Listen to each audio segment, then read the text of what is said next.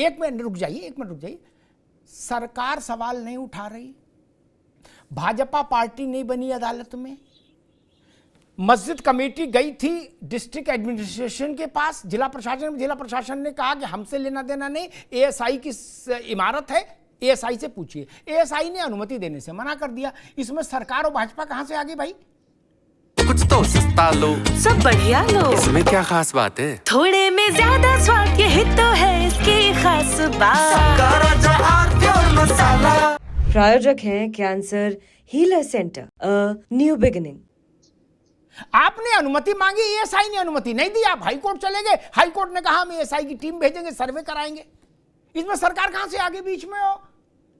सरकार से तो लेना ही देना नहीं। मुन्ना खान साहब, देखिए मैं फिर कहूंगा अमिताभ जी कि सरकार से लेना देना नहीं। आप एक बात समझिए, मैं कह रहा हूं कि बॉम्बे में, महाराष्ट्र में सरकार किस तरीके से गिराई जाती है। वो 3 साल हो गए मसले, दोबारा सरकार बन गई, उस पर कोई आज तक उसका न कोई रिपोर्ट है, न उस पर कोई फैसला है। जैसे ही संभल मस्जिद की बात आती है तो 2.5 घंटे के अंदर कोर्ट से जजमेंट भी आता है और उस पर कार्रवाई भी हो जाती है। ये सारी बातें, लोग समझदार हैं, लोग अनपढ़ और ठीक है मुन्ना भाई, ठीक है, लोग आपकी समझ, ठीक है मुन्ना भाई, अभी रुकना होगा। मैं डॉक्टर ऋचा सिंह के पास जाऊंगा। ताकतवर सरकार उत्तर प्रदेश में है, ठीक है, बगैर उसके हुक्म के एक पत्ता नहीं रुक जाइए भाई, सरकार का कोई रोल नहीं। बड़ी सब ठीक है मुन्ना भाई, दोबारा में आएंगे। बड़ी विचित्र स्थिति है। फैसला देर से आए तो आप नाराज, फैसला जल्दी आ जाए तो आप नाराज, फैसले पर देर से कार्रवाई हो तो आप खफा, फैसले पर तुरंत कार्रवाई हो जाए तो खफा। मैं एक मासूम सी बात रख के ऋचा के पास जाऊंगा ताकि सनद रहे, मेरे शो में सनद हमेशा रहे, इतिहास गवाही दे कि हां भाई वो बात ईमानदारी कही गई थी। मुन्ना खान साहब ने कहा, ऋचा जी आप भी सुनिएगा, रावत साहब आपको भी रिफ्रेश करा रहा हूं, नाजिम भाई आपको भी, आप भी प्रतिभावान व्यक्ति हैं, सब जगह डिबेट में बैठते हैं, जानकारी उनसे। अयोध्या में ताला खोलने का फैसला जब आया, ये तो 2.5 घंटे, 3 घंटे, 4 घंटे में इंप्लीमेंट हुई थी संभल वाली अदालत का मसला। वहां 45 मिनट में इंप्लीमेंट करा दिया था राजीव जी ने। 45 मिनट में तो दूरदर्शन पर चलने लगी थी, वो भी पहले खड़ी करवा दी थी जाके वहां। क्या तब मुन्ना खान साहब की सरकार थी। बोलो सियावर रामचंद्र की जय। इधर तब तो व्हाट्सएप नहीं था, इंटरनेट नहीं था, कागज से ही फैसले कापी जाती थी, कागज के रूप में। बोले वो सब होता रहेगा, ताला उधर हो गया, बोले डन हो गया, बोले ताला खोलो, दूरदर्शन लाओ, तुरंत देश के नाम संदेश जारी करो। क्या लड्डू बांटो, हुआ था ना? 45 मिनट में आपने फैसला तामील करा दिया भाई साहब। इसमें तो 2.5-3 घंटा लगे, फिर काहे को नाराज हो? आप तो करिश्माई लोग हो, 45 मिनट में करा चुके हो। ऋचा सिंह जी, संभल में रंगाई हो, पुताई हो या नहीं हो तो कैसे हो, क्या एहतियात बरते जाएं? कांग्रेस कह रही है कि इसके पीछे भी भाजपा है। आप लोग रंगाई पुताई का मामला भी करने लगे हो? नहीं आदरणीय अमिताभ सर, कांग्रेस पार्टी ना संविधान को मानती है, ना एक्ट्स को मानती है और ना फैक्ट्स को मानती है। यही कारण है कि अभी ये लोग आपके इतने सम्मानित चैनल पर बैठकर संभल की मस्जिद कह रहे थे। अभी वो संभल की इमारत है क्या है ये तय होना बाकी है, तो उसको संभल की इमारत कहना ज्यादा संवैधानिक शब्द होगा, सबको इससे सहमति होनी चाहिए। दूसरी बात ये रही कि संभल की जो मस्जिद की तथाकथित इंतजामिया कमेटी है, वो रंगाई पुताई के विषय को लेकर डिस्ट्रिक्ट एडमिनिस्ट्रेशन के पास भी गई थी, एएसआई के पास भी गई थी। सच तो ये है कि एएसआई से इनको रंगाई पुताई करने के लिए कहना चाहिए था, इनको स्वयं में अनुमति नहीं मांगनी चाहिए थी, अगर ये संविधान को मानते हैं तो।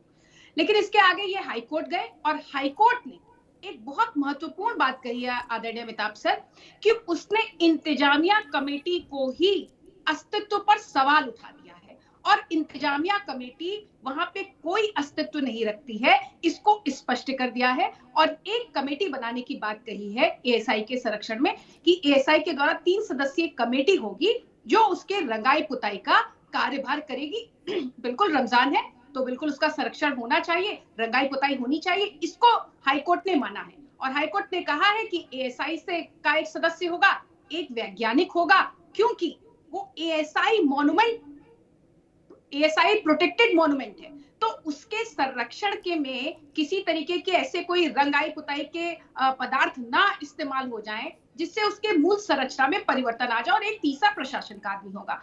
तो इसमें तो पहली बात तो भारतीय जनता पार्टी कहीं पार्टी नहीं है। दूसरी बात यह है कि अगर हाईकोर्ट के द्वारा ये निर्णय दिया गया है कि रंगाई पुताई भी होनी चाहिए लेकिन संवैधानिक तरीके से होनी चाहिए, तो मुझे लगता है कि मुन्ना खान जी को और हाजी नाजिम जी को इसका स्वागत करना चाहिए। लेकिन सवाल इस बात का है कि ये इस देश के संविधान को नहीं मानते, इसीलिए बार बार उसको मस्जिद बुलाते हैं। और मैं तो एक बात और भी कहना चाहती हूँ, चूंकि पूर्व में इंतजामिया कमेटी के द्वारा उस इमारत में छेड़छाड़ की जा चुकी है, उसके स्वरूप को परिवर्तित करने का प्रयास किया जा चुका है, जिसको लेकर ईएसआई के द्वारा 2018 में एक एफआईआर भी दर्ज कराई गई थी, जिसमें ये कहा गया था कि बिना उनकी सहमति और बिना उनकी इजाजत के इंतजामिया कमेटी के द्वारा अंदर संरचना को परिवर्तित करने का कार्य किया जा रहा है। और 2024 में एएसआई ने एक एफिडेविट भी दिया और कहा कि हमको ही नहीं भीतर जाने दे रहे हैं। तो सच ये है कि भारत जैसे देश में जहां संविधान की कांग्रेस पार्टी दिन रात प्रतियां लेकर घूमती है, वहीं पर आज तक कांग्रेस पार्टी ने इस बात का सवाल नहीं उठाया कि एएसआई को ही आखिर ये कौन लोग हैं जो भीतर नहीं जाने दे रहे हैं। हाजी नाजिम जी को भी ये पढ़े लिखे व्यक्ति हैं, इनको इस बात का जवाब देना चाहिए। तो पहली बार संभल में कानून के अनुसार कार्य हो रहा है, संवैधानिक प्रक्रियाओं के अनुसार कार्य हो रहा है, जिसका स्वागत करना चाहिए। ठीक, हाजी नाजिम साहब, मेरे दो सवाल हैं छोटे छोटे। एक,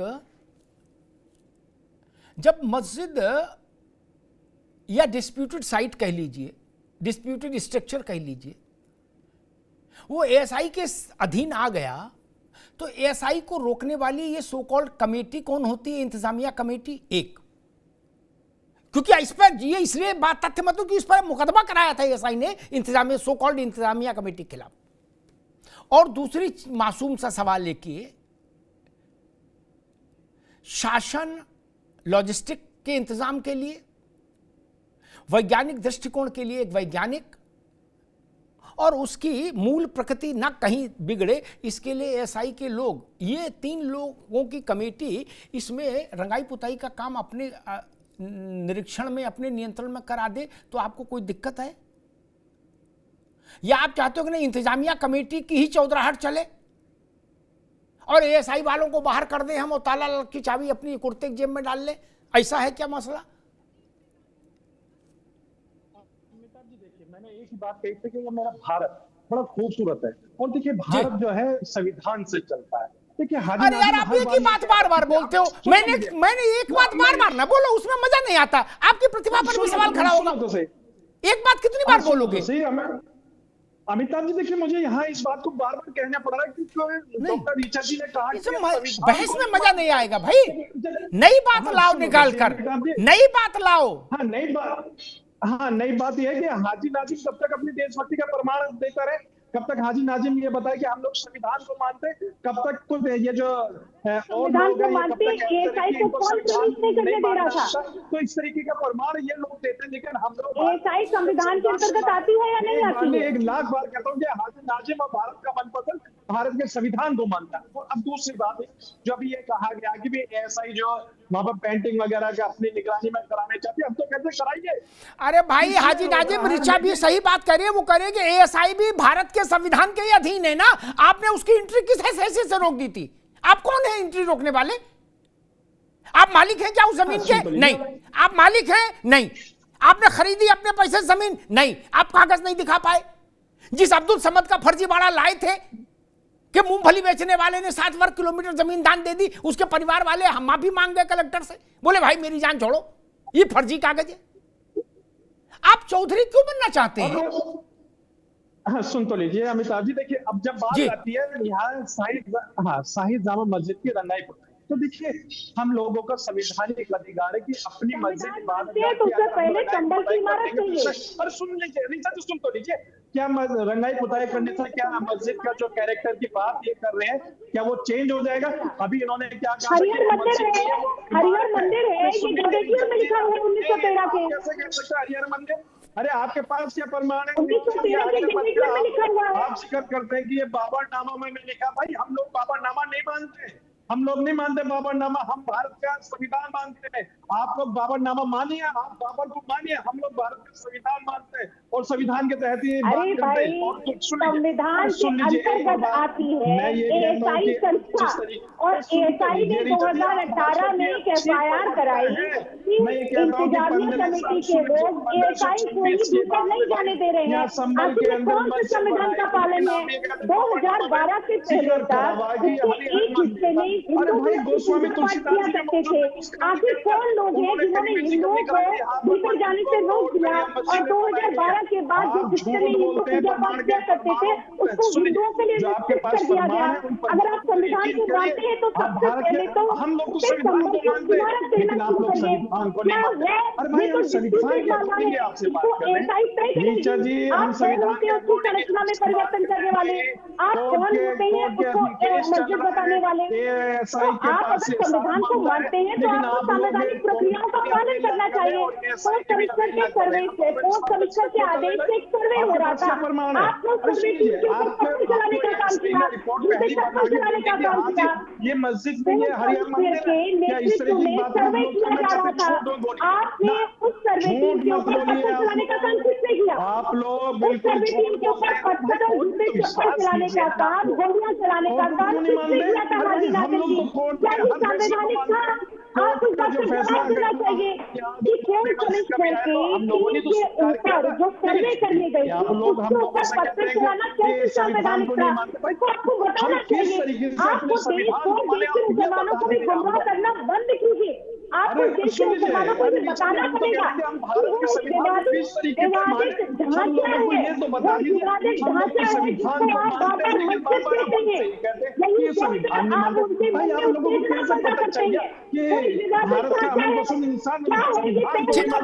मैं ऋचा जी हाजी नाजिम दोनों को रोकूंगा। एक बड़ा ठीक है ऋचा, अभी रुकना होगा। मेरे पास है प्योर पाव भाजी का मसाला, पाव भाजी मसाला, पाव भाजी को टेस्टी बना डाला, सबका राजा ऑल प्योर मसाला। प्रायोजक हैं cancer healer centre, a new beginning.